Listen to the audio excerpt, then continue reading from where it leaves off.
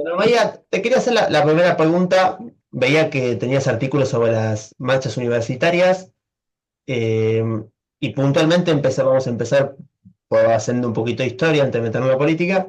¿Cómo viviste y cómo fue el momento en que ganó Javier Gerardo Milei? ¿Qué análisis hacías? ¿Cómo lo viviste? ¿Y cómo viviste el 10 de diciembre? Bueno, yo cuando ganó Milei yo estaba justamente haciendo una cobertura, hicimos toda una gran cobertura en la facultad, yo estudié en TEA, periodismo, y me tocó estar afuera del búnker de Massa, así que fue, te diría hasta doloroso, pero en el sentido de que se sentía un ambiente, se vivía un ambiente afuera del búnker de Massa muy, muy fuerte, como emociones muy fuertes que se transmitían. Digo, veía un montón de gente a mi alrededor llorar. Obviamente era lo lógico, un poco estando en el contexto que yo me encontraba cuando pasó eso. Para mí fue un poco bastante una sorpresa, diría. Yo honestamente pensé que ganaba Massa. Em, pero ya igual medio que desde el primer momento se empezó a hablar de que ganaba Milei, hasta que se empezaron a confirmar los resultados, ¿no? Como que estaba un poco la duda de, che, esto está confirmado, lo andan metiendo, lo andan diciendo, viste, estaba mucho lo de los trolls, a ver si están difundiendo esta información.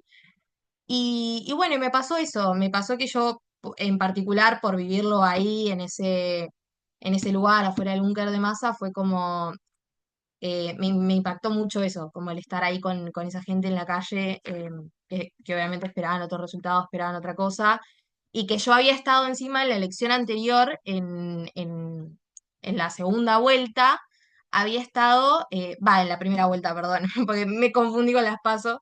En la primera vuelta había estado también en el búnker de Massa, más al final, cuando ya se sabía que él estaba teniendo ventaja. Y claro, entonces fue como ese contraste, viste, del clima tan alegre, bombo, mucha multitud, gente que se quedó hasta muy tarde. Bueno, mismo yo escuché ahí el discurso de Massa que salió afuera, a un escenario afuera del búnker. Y después estar del otro lado, de que ya era súper temprano y ya estaban empezando a liberar la zona y bueno, nada, fue como muy, muy impactante en ese sentido. Y bueno, y también el resultado que por mi parte, sin ser politóloga ni nada, digamos, pero no me lo esperaba. Se dio un fenómeno interesante, porque en octubre la boca de urna, o digamos, los rumores le daban ganador a Milei en primera vuelta, y ganó Sí. Massa, y da ese discurso en donde prácticamente abre todo el arco y dice, bueno, quien quiera venir que venga, y en la balotaje que pensábamos que ganaba Massa, y yo también deseaba que ganaba Massa, ganó Milei, porque los logaritmos fueron impresionantes, digo, fue verdaderamente 56-44. Digo, Sí, sí. ahí hay una. Digo, ¿los jóvenes votaron masivamente a Milei para vos? Mira, para mí estuvo bastante dividido. Pasa que yo también, me pasa que con la gente que te codias, ¿viste?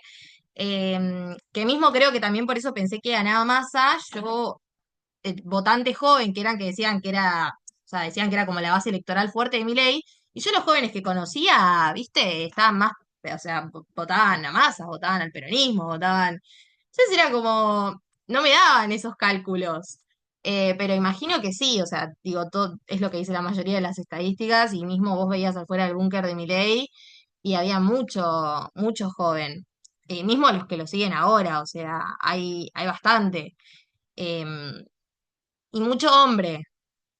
No, no soy socióloga para ver tanto esa parte, pero sí, sí es algo que me ha llamado la atención, que la mayoría, hablo desde mi experiencia, la gente que yo conozco, en su mayoría los que sé que votaron a mi ley o que apoyan este gobierno son hombres. Sí, se da un fenómeno interesante que hay, por primera vez, o mucho más marcado, un voto de las mujeres y un voto de los varones. Como que, digamos, caló mucho en esa masculinidad herida, Milei. ¿Qué se puede decir, digamos, de como que esos hombres que no terminaron de entender que los tiempos habían cambiado? ¿Qué pensás? Sí, yo creo que también, a ver, no sé, sí, Milei no entendió que los tiempos cambiaron. No sé si la mayoría de los hombres que lo votan va tanto por ese lado. Creo que también la mujer tomó. un rol muy importante en la defensa de sus derechos y en un montón de estas cuestiones en el último tiempo. Y la mujer empezó a tener una voz política mucho más fuerte, obviamente justamente porque necesitaba hacerse su lugar, o sea, era como necesitaba hacerse escuchar. Y siento que quizás los hombres, particularmente jóvenes, estoy hablando, fueron perdiendo un lugar con el que se sintieran identificados. Porque, a ver, las mujeres fueron conquistando espacios que en realidad le correspondían la cuestión de ser humano, porque hombre y mujer somos humanos. Y creo que fue un poco eso. Quizás el votante hombre joven empezó a encontrar un espacio que le llamaba la atención y en el cual tenía más lugar. Porque digo, a veces pasa que, seamos sinceros, eh, en la marcha, no sé, en las marchas feministas, viste que no se aceptan a los hombres, o normalmente está eso de tipo, bueno, es el lugar de la mujer, es el momento de la mujer, que coincido totalmente, pero quizás empezaron a sentir desplazados, porque eso se repitió en otros sectores, en otros aspectos, en otras discusiones, y quizás Milei volvió a captar su interés en la política, en el participar, en esto que nos involucra a todos y bueno, encontraron un espacio en el que quizás también coincidieron en muchas cosas cerradas, que bueno, eso ya desconozco, pero para mí apunta también por ese lado, como que hubo un discurso que los interpeló más en vez, o con el que se sintieron un poco, viste, bueno, estamos en esta, estamos en la misma. Aparte también caló el discurso antisistema, porque el Estado encerró y a él hablaba de libertad. Digo, la cuarentena también le dio campo orégano. Sí, sí, bueno, también, a ver, hay un montón de contexto previo de estos últimos años del gobierno de Alberto Fernández en el contexto de la pandemia, que fue un año súper complejo y que también trajo un montón de consecuencias al año siguiente, que obviamente plantearon un escenario favorable para que pueda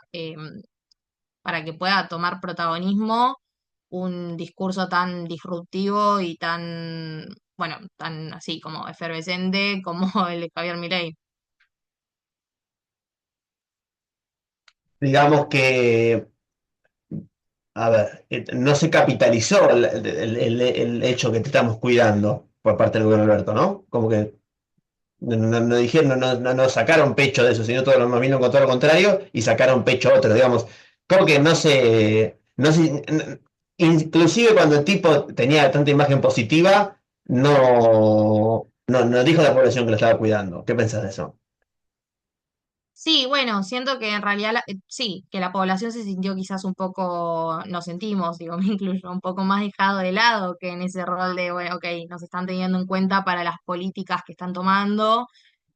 Obviamente lo principal y lo primordial era enfocarse en la salud, pero es como uno como joven ve que tampoco hubieron demasiadas políticas que nos incluían durante la pandemia o que uno se sentía como, bueno, tenido en cuenta o medio, hasta te encontrabas como en una incertidumbre total del futuro, de nada, siento que pone la educación fue súper dejada de lado y uno que quizás se encontraba en el último año de secundario o que estaba entrando a la universidad y era todo tan raro que obviamente no le corresponde al Estado encargarse de cada institución, pero es como no había nada planteado, no había nada claro, era todo, viste, entonces uno que vivía esa experiencia y que era, che, no me están ayudando en nada, no me están teniendo en cuenta de lo complicado que está siendo este año para mí, ¿no? Como para esta generación. Siento que nos marcó muchísimo en ese sentido. Bueno, a todos nos marcó la pandemia, ¿no? Pero digo, creo que a los jóvenes en cuanto a la educación y la institucional, yo hablo con, nada, con eso, con mis amigos, con mis conocidos, y, y a todos los marcó muy para mal. Sí, también creo que se supo captar mucho el discurso de la época, pues también los nuevos trabajos son mucho más individualizados, digamos, ya no el trabajo agremiado, también puede ser yendo a nivel mundial y ese trabajo individual es mejor captado por Milei, ¿no?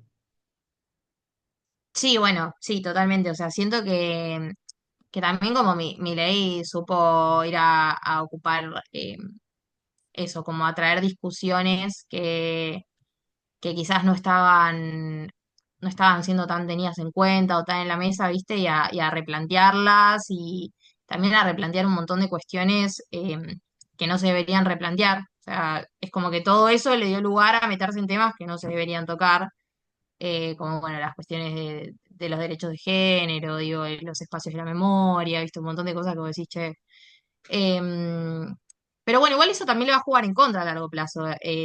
O sea, digo, el meterse con todo eso y dejar de lado otras cuestiones, otras políticas, eh, le va a jugar en contra para mí. Fue un año muy intenso igual, ¿no? Como vamos recién un año y un poquito del gobierno de Milei y yo siento que estamos, no sé, en el segundo año, que ahora las elecciones son presidenciales, no legislativas, no sabría qué decirte, es como muy loco eso.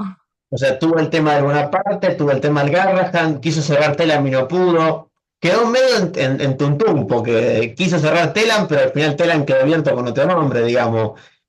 Porque él quiere destruir algo, pero no tiene con qué destruirlo. No sabe, o sea, no sabe, no conoce el Estado y en su desconocimiento ganan los que están mejor organizados.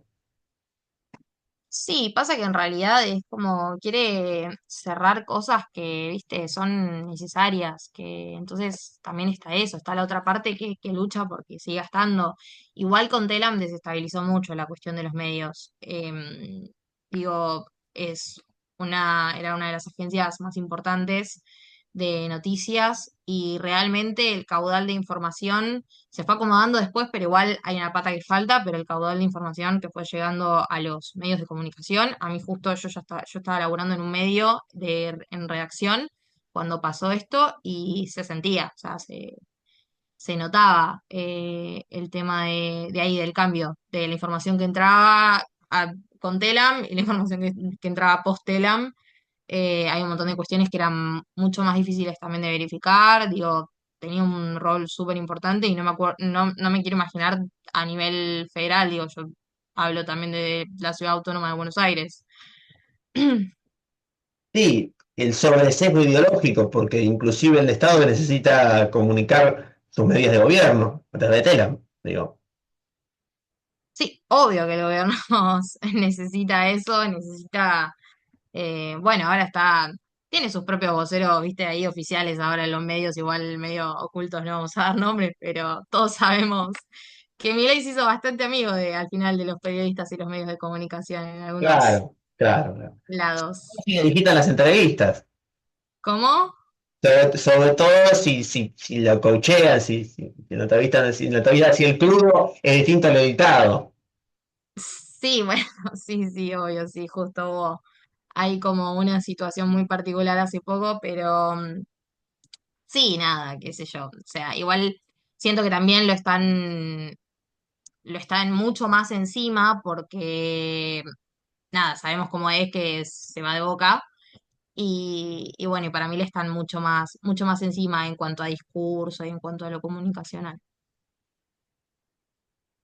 Siendo más, ¿cuál fue la primera movilización que cubriste contra Milei y que escribiste algo? ¿Qué recuerdas de esa movilización puntualmente? ¿Qué fue la 24 de enero? ¿Cuándo fue la primera vez que fuiste a una movilización contra Milei y que tuviste que escribir algo? No, si no me equivoco, la primera que fui es la marcha universitaria, la primera, la de abril, em, que no diría que fue contra mi ley, o sea, si bien obviamente toda la cuestión de educación surgía por lo que planteaba el gobierno de Javier Milei del desfinanciamiento de la educación pública, em, siento que salía muy genuinamente, si bien era así, ok, nos vamos a hacer escuchar, hola gobierno, escuchanos, siento que salía muy genuinamente che, la educación pública no, porque digo, conozco bastantes personas que votaron a mi ley, obviamente igual sin esperar, supongo, que hiciera esto, eh, pero que lo votaron y que sin embargo estaban ahí, porque lo que me decían era como yo separo, o sea, la educación pública no, muchos eran estudiantes de las universidades, de la UBA, y obviamente tiene sus falencias el sistema educacional. Yo no estudié en la UBA, así que no voy a hablar desde mi experiencia, pero sé que tiene las mil y una, que hay facultades que están un poco más dejadas de lado que otras, pero de ahí a plantear un de financiamiento y un tipo, arréglense con lo que tienen, no, o sea, no. Hay otras maneras. Digo, no vamos a desfinanciar todo lo que consideramos que no funciona correctamente. No, vamos a hacer algo para mejorarlo, para modificarlo, para cambiarlo. Vamos a invertir en gente que se encargue de que funcione bien. O sea, em, nada, y bueno, estuve en la marcha universitaria, esa me fui a la pregunta, perdón. Pero estuve en esa marcha universitaria, me impactó muchísimo la cantidad de gente, digo, fue muy masiva. Em, sí hubo diferencia con la que, en octubre creo que fue la segunda, Con también mucho estuve en así. esa, la de octubre, no, la de abril. Claro, claro, la de octubre hubo mucha menos gente. Claro, sí, sí, sí. Pero bueno, me parece que fue como, para mí estuvo muy bueno que se dieran los primeros meses de gobierno, no sé qué tanto sirvió igual, si le llegó el mensaje, no pareciera, pero me parece que estuvo muy bueno como para decir, che, el pueblo reciente votó porque había realmente bastante gente que votó a Milei, y como decir, pero igual no te metas con los derechos que esto, los básicos, los que conseguimos, los que nos sirven, los que funcionan. Em, entonces, estuve ahí hablando con un montón de jóvenes, fue una experiencia muy, muy linda. Me acuerdo que encima hicimos un móvil, hice un móvil para radio, que bueno, ahí justamente una de las chicas que agarré estudiaba en la UBA en medicina y ella me contaba que había votado al gobierno, pero que no, pero que la educación pública, la típica, o sea, la educación pública se defiende, sonará como frase hecha, pero es así. Y, y bueno, y fue eso, fue muy movilizante. Después me quedé, obviamente, cubriendo, pero después también te quedas en la marcha. Pero sí, me parece que estuvo bueno que fuera así como medio en los inicios del gobierno, un poco para sentar las bases. Eh, sí, después no estuve igual en las que, viste, ya hubo más bardo, eso no, no estuve en ninguna de esas. No, bueno, Es- por suerte en esta no estuvo bastante tranquilo. Igual había policía, me acuerdo. En un momento había policía ahí como medio tratando de, más que nada en la parte donde estaban sí, los gremios de la universidad.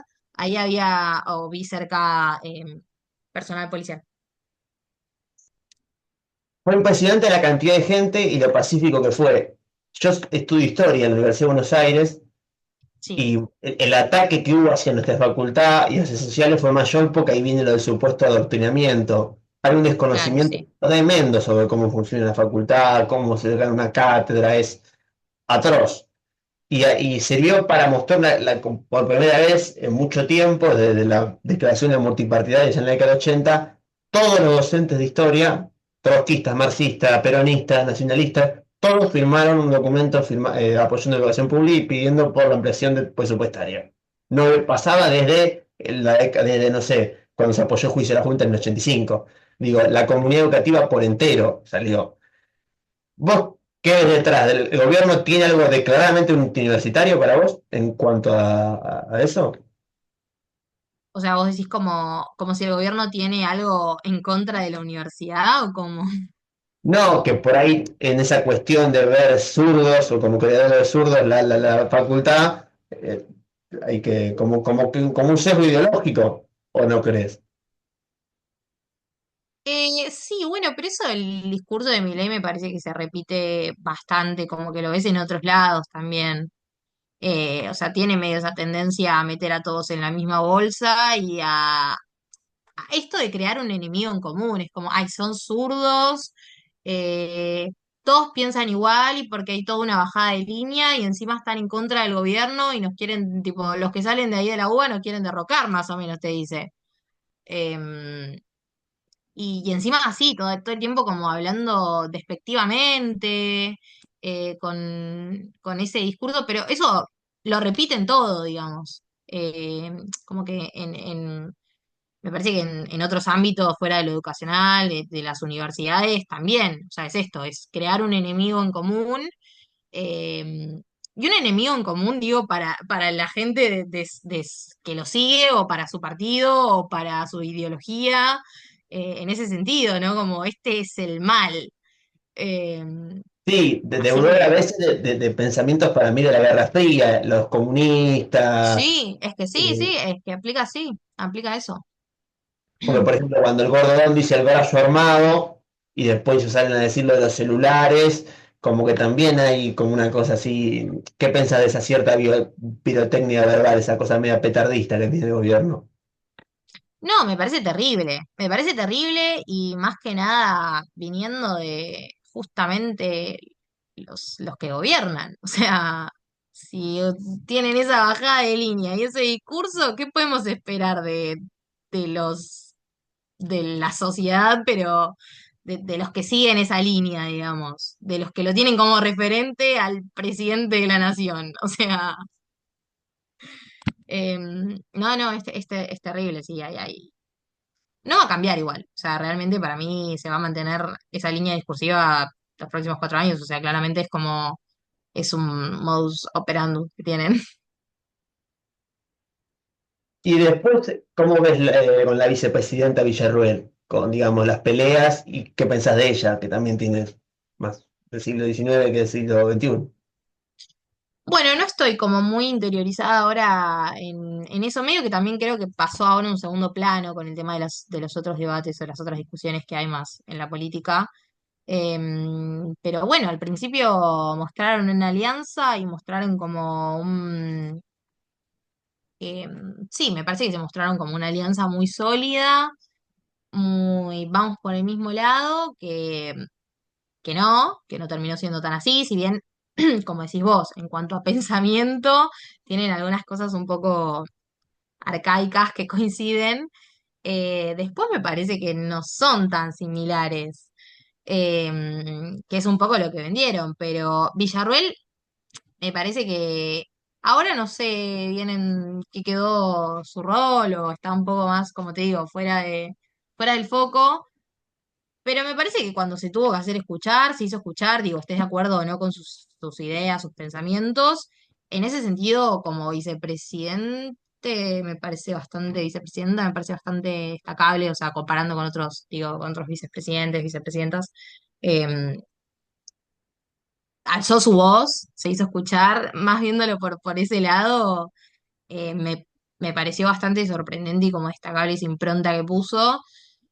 Obviamente interpreto que del gobierno hubo un poco una bajada de línea para que pase más a segundo plano, por algo tampoco sabemos tanto de ella ahora. Pero, a ver, no sé, también esto de que esta interna que haya entre presidente y vicepresidente no está muy bueno, obviamente. Digo, son los como los dos, las dos cabezas o del gobierno. Pero ha pasado, o sea, no sé si ha pasado, pero digo. Alberto y Cristina también tuvieron sus diferencias. Igual ahí, si hay un poco una, si haces la comparativa, tenés a Milei y Alberto como presidentes, hombres, masculinos, y una figura de una mujer fuerte, porque digo, Villarroel tiene un carácter fuerte, una figura de una mujer fuerte en la política, si bien Villarroel no tiene mucho, o sea, Cristina venía pisando mucho más fuerte como expresidenta, obviamente, em, pero nada, es como, ¿qué pasa acá? Viste que un poco otra vez la voz de la mujer oprimida, se podría decir. No, bueno, sí, está bien, pero en el caso de Villarruel tiene como esa cosa de la vinculación con el terrorismo de Estado, digo, son sectores muy... No, sí, sí, obvio, pero yo decía en cuanto a interna Eso entre sí, eso presidente y sí. vicepresidenta, nada, como quedó ahí. Sí, a ver, vos pensás que con el tema de los sitios de la memoria, ¿qué se puede decir? Porque también es análogo con el tema de las universidades.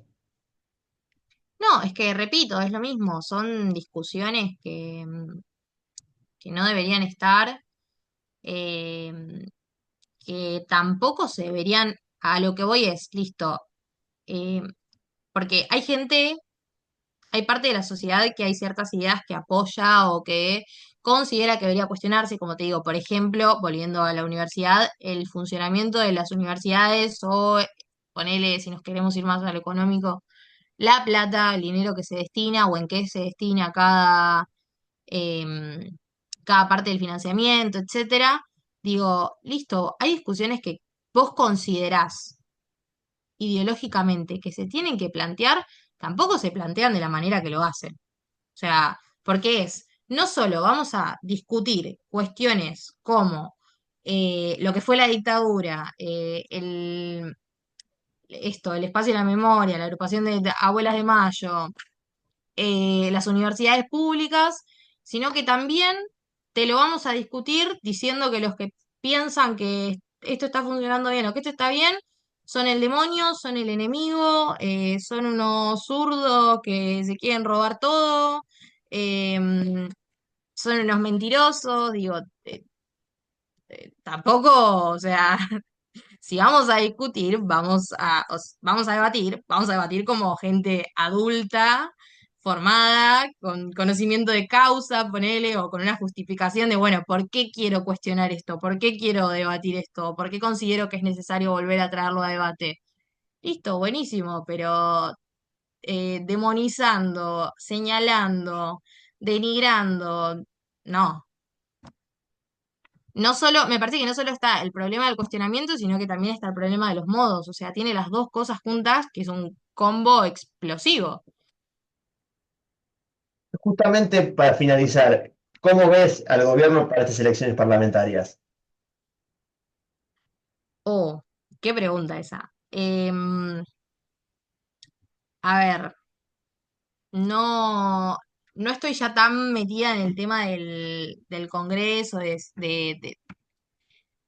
esa parte, pero mira, estuvieron pudiendo lograr digo, lograron el apoyo en el Pacto de Mayo, o sea, como un consenso, lograron el apoyo con la ley bases, con reformas, estuvieron haciendo un buen trabajo, trabajo, lobby, como lo quieras llamar, pero estuvieron llegando a acuerdos em, que el gobierno quería llegar. Así que yo, la verdad, lo veo en lo personal, totalmente personal la opinión, ¿no? Pero lo veo mucho más fuerte de lo que yo por lo menos consideraba, siendo como un espacio político tan así surgido tan rápido y tan medio de la nada, como que en cuanto a negociaciones y eso, considero mucho más de lo que yo esperaba políticamente hablando. Ahora no sé cómo les irá, porque también, como les sale muy bien, tienen mucha interna, mucha cosa, digo, después la expulsión de Marra, o sea, como que también tenés esas cosas, ¿viste? Porque Y para mí pero se que manejan todo. no termina de quedar claro, porque a veces Macri dice una cosa, dice otra, nunca queda claro si el partido está ya por el aire de alguna manera. Y es que sí, tienen eso que falta consistencia ahí, falta como, ¿viste? Como una masa en la que pones, qué sé yo, huevos ahí falta el huevo, falta algo que una todo y algo que le dé consistencia, como que Y lo de va la, todo para un lado y después ¿sí? y lo de la criptomoneda no ayudó, digamos. No, bueno, no, la verdad que eso era inesperado creo para cualquiera, o sea, nadie creo que hubiera sido capaz de dar esa predicción, ni Nostradamus, pero Mira, sí, no. ahí dejo de grabar.